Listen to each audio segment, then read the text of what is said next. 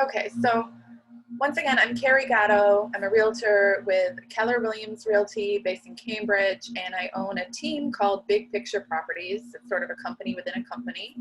And basically, my vision is that I help individuals and families harness and leverage the power of real estate to achieve financial wellness and peace of mind. And it's pretty interesting how this crisis affects that mission that I'm on.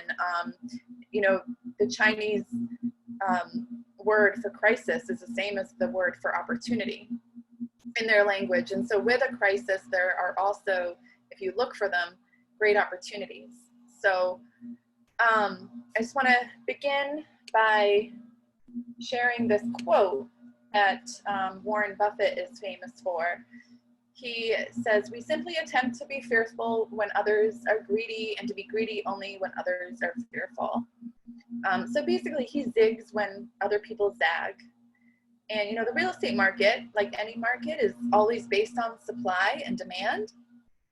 So Buffett recommends to buy when others are selling, because typically that's when there's more supply, right? So you have more negotiation power, and to sell when others are buying, because that's when there's more demand. But it takes courage, and there's a lot of fear today, and I think that's the thing, is not being overwhelmed by the fear and just being able to move forward with your particular vision or goal. So let's just start with a high-level overview of the current market today.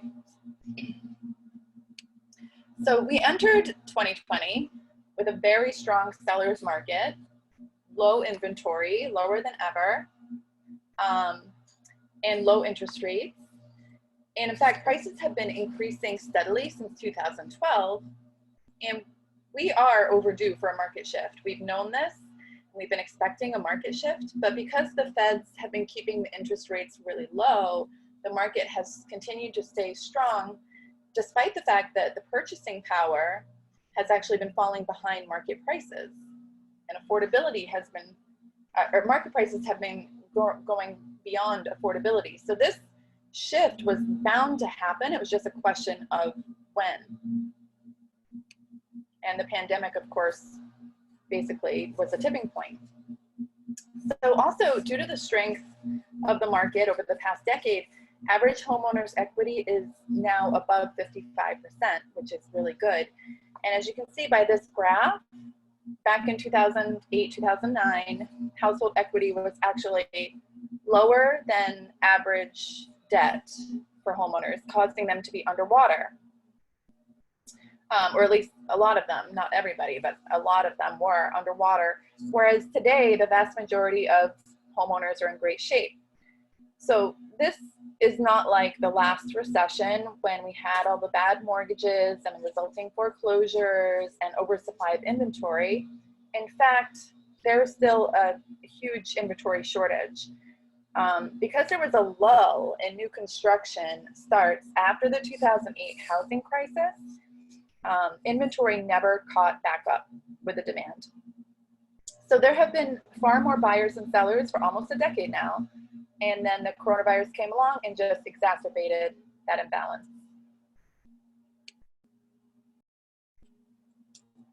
And because of the real estate market's solid footing, the chief economist of the National Association of Realtors, Lawrence Yun, says it's going to pass. The short-term virus negative impact will pass. Even if it takes a little longer to contain it, there is such a solid fundamental for the real estate market, things will play out very well over the long haul. And he predicts that the market will rebound much quicker than after the 2008 housing crisis, and it will be a more balanced market after the shutdown is over. Here in Boston, of course, we are so fortunate to be in a particularly resilient housing market because of all the strong economic sectors we have here. For example, medical, education, hospitality, tech. People move here and they tend to stay here. And we have no more land to build on, so the supply is almost always lower than the demand. And lastly, there's a lot of money here relative to other parts of the country. Incomes are relatively high. So the first quarter of 2020 still shows a very strong market in Massachusetts.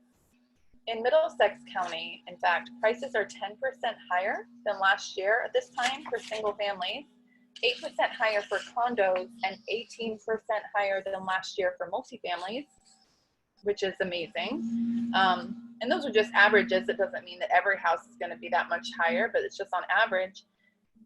And surprisingly, there's still a shocking amount of buyers shopping even now during the quarantine period. So during this time, the past month, the market is about 50% of the usual activity compared to last year. So it has slowed considerably, but it hasn't stopped. And I will tell you that the buyers that are out there right now looking are serious. So they're definitely motivated. Otherwise, they wouldn't be looking right now. So now let's just touch on mortgages. Much like the stock market, the mortgage market has been on a wild ride. It's extremely volatile due to COVID and the resulting economic shutdown.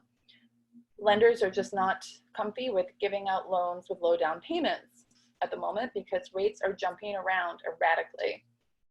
And there's fears of forbearance and layoffs, which have slowed the FHA lending market and the jumbo loan market considerably. So the feds did drop the benchmark interest rate to 0, but that doesn't mean that mortgage interest rates are 0%. They are historically low, but again, have seen unprecedented volatility since the coronavirus emergency began. Now, if a buyer has 20% down, it's still pretty much business as usual, as long as they have really good credit. Some of the lenders are looking for 700 or more credit scores. And there will probably be an additional employment verification or two, like going up right up to the closing.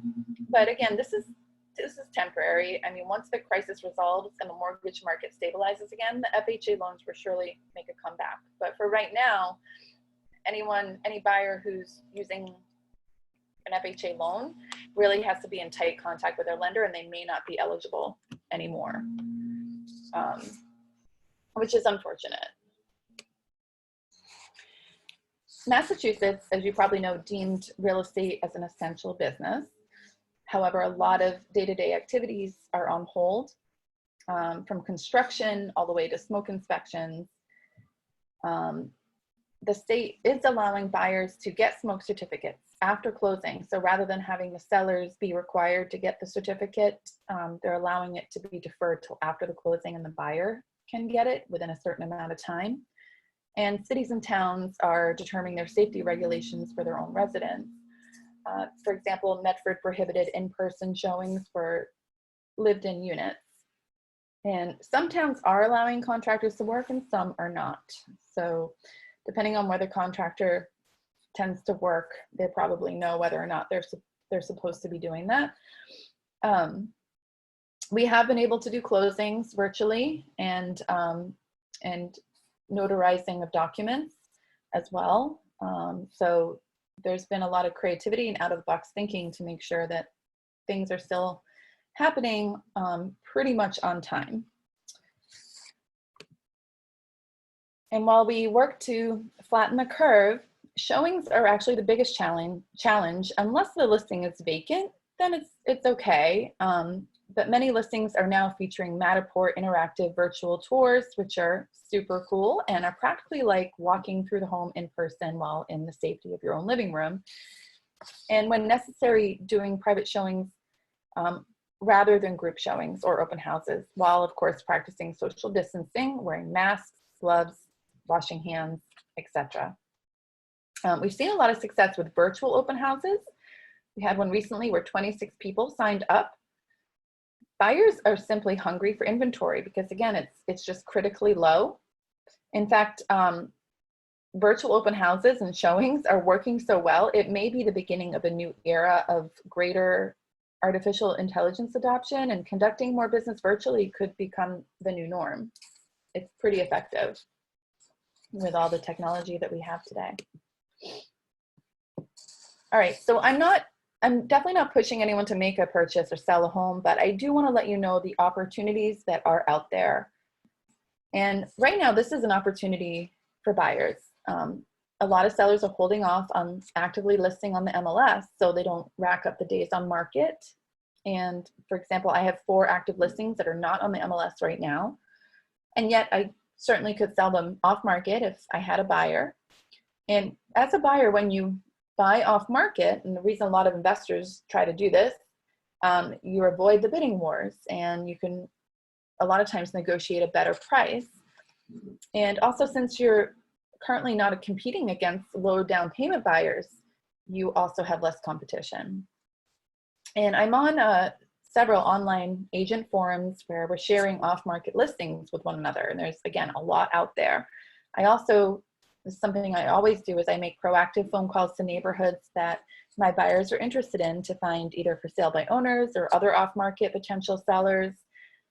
And furthermore, sellers that are on the MLS are probably more negotiable during this time.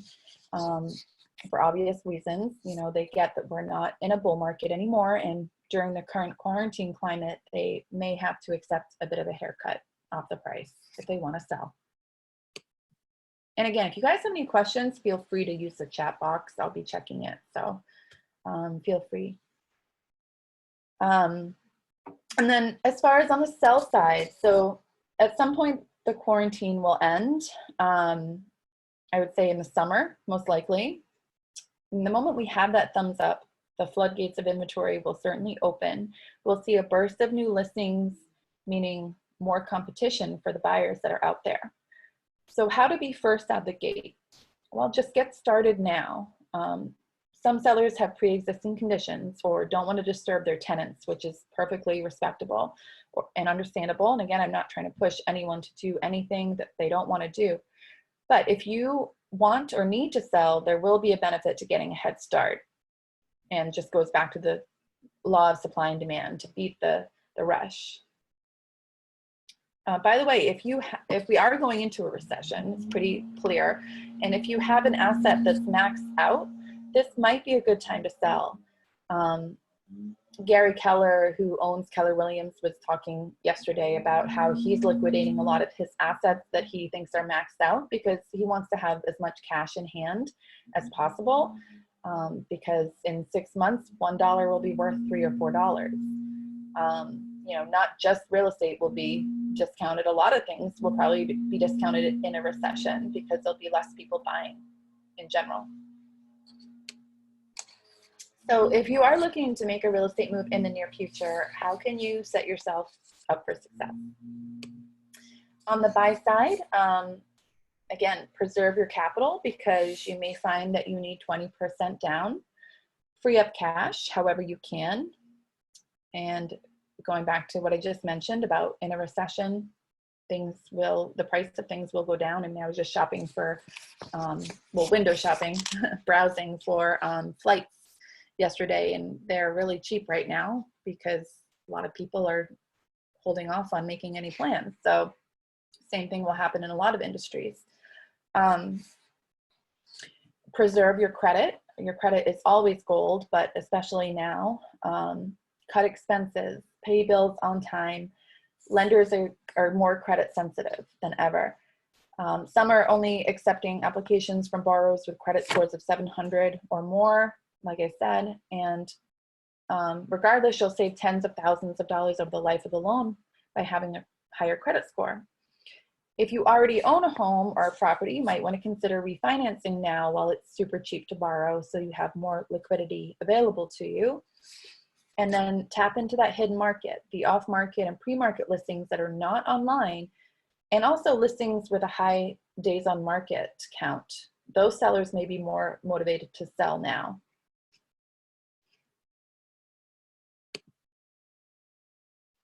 If you're considering selling, continue to educate yourself, read, listen to podcasts, attend webinars. You can subscribe to my weekly market update, grab a copy of my book on Amazon. This is a fluid situation, and fundamentally, it's all about supply and demand, and you want to keep your finger on the pulse. You, again, as a seller, might want to refinance your home if you haven't already. Just talk to your lender or talk to a couple lenders about it. Interest rates are so low, it's crazy. And of course, there's no better time to declutter your home right now and take care of any and all repairs around the house, and especially outside. As I mentioned earlier, we have some people working on our lawn right now. Actually, my husband worked out a barter with them, so they're cleaning up our yard, and he's making a big batch of homemade pasta for them. So you want to improve your curb appeal as much as possible, because there's going to be more drive-bys, more drive-by buyers. So that curb appeal just is going to make even more of an impact. And just get ready to list. If you're able to, again, list before the floodgates of inventory open. Our photographers are able to come in because real estate's an essential business, and they can safely create a virtual tour even in an occupied property. Occupants just want to leave the home and have the doors open and lights on before they arrive. And we do expect the spring buying season to shift into the summer. The smaller buyer pool means that there will be more competition for sellers to get buyers. If you're a homeowner and not making a move, your real estate probably represents one of your largest assets, right? So it's going to be a large piece of your financial picture. So you still want to be really aware and educated on the market. You may consider refinancing if you haven't already. Just a great opportunity. The ultra low rates could save you hundreds on your monthly payment and tens of thousands of dollars over the life of your loan. And again, exterior work. Like I just mentioned, we're doing it ourselves. Many landscapers and contractors are really eager to work, so it's a good time to get a great price on anything you need done on the exterior of your home.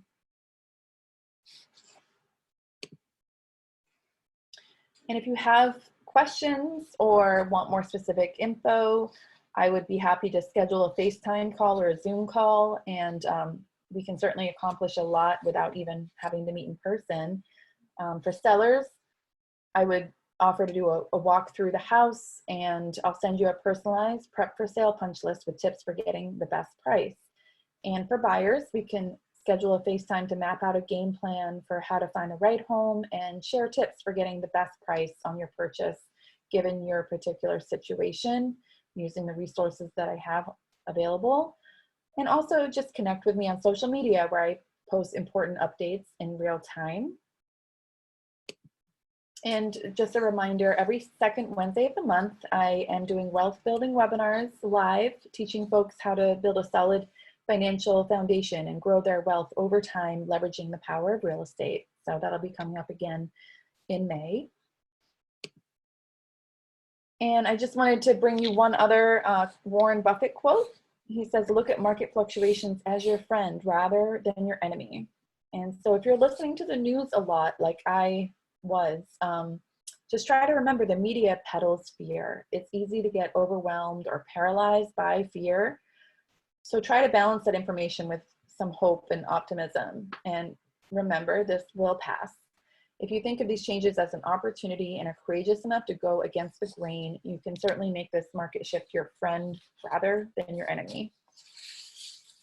So I want to open it up for questions. You guys can put it in the chat box or unmute yourself if you're able to, and I'd be happy to see if I can answer any questions or concerns you might have. I think, the main message I wanted to deliver is that this isn't going to be like the last recession. It's going to be a recession, but the definition of a recession is just two quarters consecutively where the gross national product is lower. It decreases 2 quarters in a row. And so it's not necessarily as scary as it sounds. And like I said, when I started off the webinar,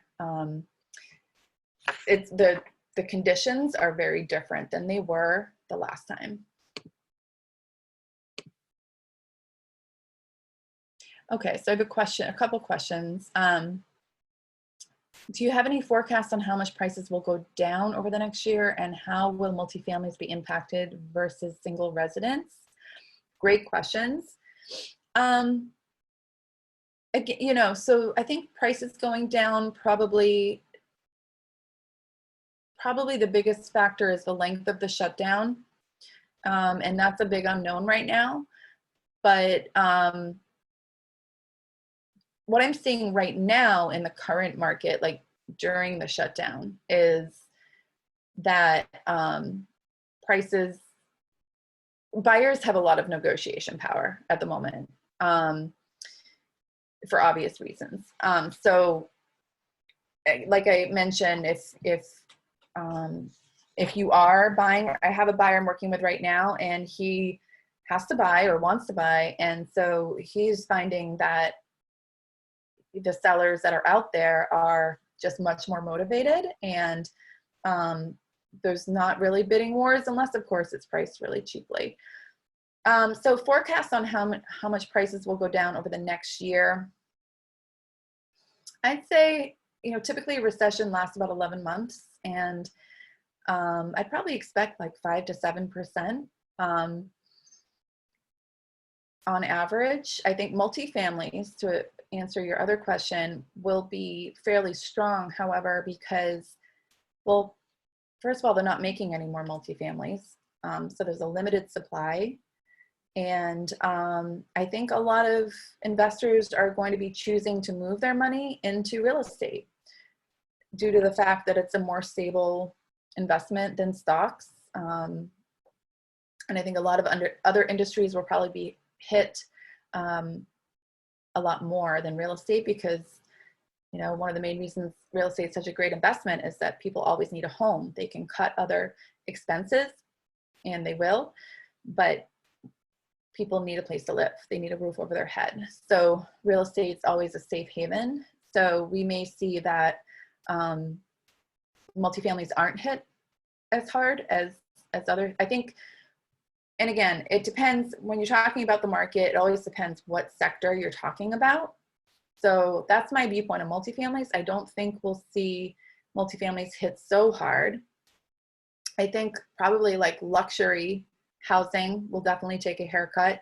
And that's typically what happens in a market shift or in a recession. The higher end properties are hit first, because less people are in that buyer pool. When we're talking about the first time buyer pool and the entry market, you know, like in our area, 500,000, that kind of price point, that's always going to be in high demand, because that's where most people are able to afford to buy. And so I think, you know, it kind of depends on what exactly you're talking about. So it also varies by town and so forth and so on. But I think the higher price points, as far as the luxury homes, will probably see the biggest impact, and then it will trickle down from there. There'll be pressure on the other tiers coming from the top, if that makes sense. But, you know, I don't have a crystal ball, obviously. It's just my kind of gut feeling. I was also on a call yesterday with some of the top brokers from around Boston, around the Boston area, and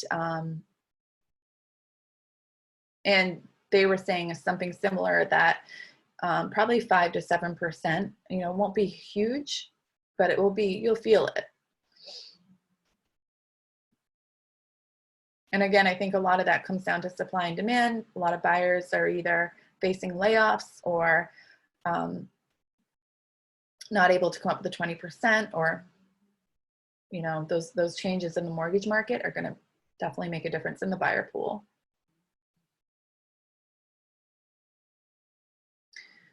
Bye, Anthony. Thank you for coming.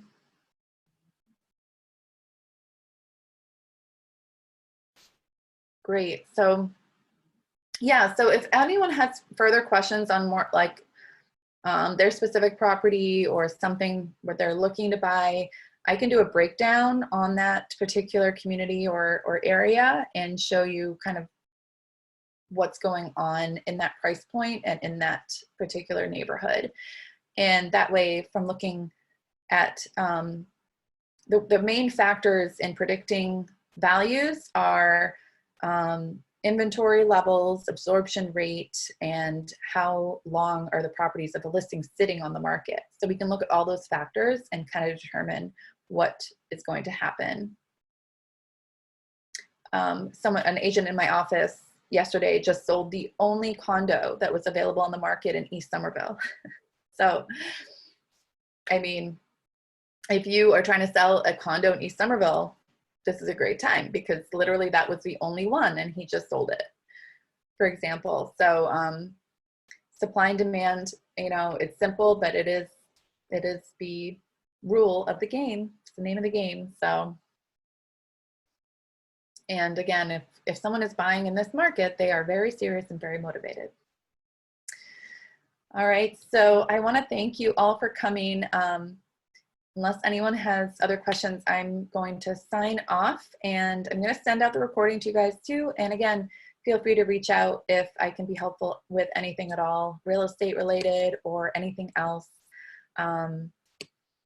Even if you or a loved one or a friend is looking for work, I have a pretty big database, so I would be happy to try to put the word out or keep my ear to the ground for opportunities like that. Really anything I can do to be helpful, please just let me know. I would love to help, and stay safe out there. Thank you for coming. Have a great day.